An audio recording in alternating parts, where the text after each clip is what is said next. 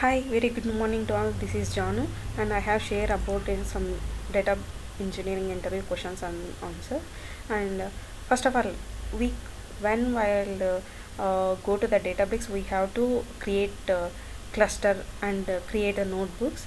And if you have any to access the mount points, then you have to taking that CSV files using the mount point access. And if in case you don't have any access to mount points, then we will create an manually in a data frame, create data frames in Databricks like customer and sales, and how to calculate a total sales using join functions and sales and customer. Let's say we have to go to the Azure Databricks. So here we have compute option is available on left hand side, and here we will use to create, like here, then my cluster is up and running. If you don't have any cluster, then you have to click on create and compute. Here, so you have to change your cluster name and then click on create compute. I just now I already created a cluster, and if you want create a new notebook, then we will go to the click on notebook option. On left hand side we have new option is available, and click on notebook. But my I have already created notebook. Then so I calculated on total sales, so that's why I have mentioned total sales in here. So first of all, create the data frame, sales data frame. That my data frame, sales data frame already created. Like see here, sales ID, customer ID, and product ID, and amount. So again, I created a customer data frame. Let's say run diesel and all. Yeah, customer data frame also created. Here see, customer ID is a string and customer name is a string and city also string. So I created sales and customer, then perform the join operations. Here I tell you one scenario.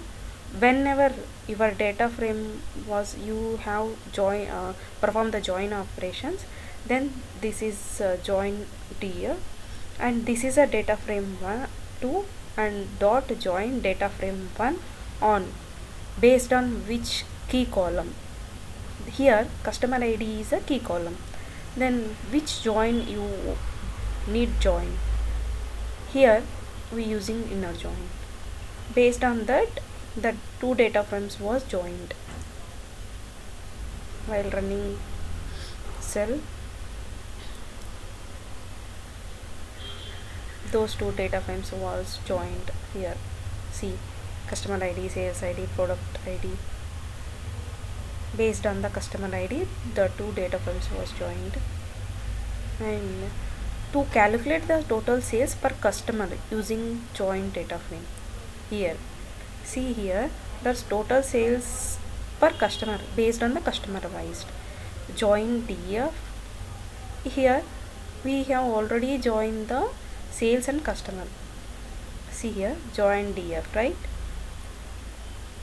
Then we calculated based on those join DF dot group by customer ID based on the customer ID and customer name, and aggregated the some amount. We have sale stable in amount column is available. They were based on those amount column. We have calculated and total sales, and also these total sales by or calculated the order by based on the orders using like window functions. And here total sales for dot show. So here see, if you want to see the total sales for all customers in a day, sales DF, so we have multiple customers, right? So in sales table, so that's why we, if in case it is any matching the customer name in a customer DF using the left join. Here how to handling the potential nulls. We have multiple nulls in available some real time customer table. So based on that they using like a left join. Here left join df, sales df and customer df on customer id using like left join, and group by same as above, just a difference between the, if we have any null values in customer table based on the customer name, if it is not matching then only we used this function left join. Just here changing the, we using like a inner join, after that we calculated the group by and aggregated function. But coming to here we using left join,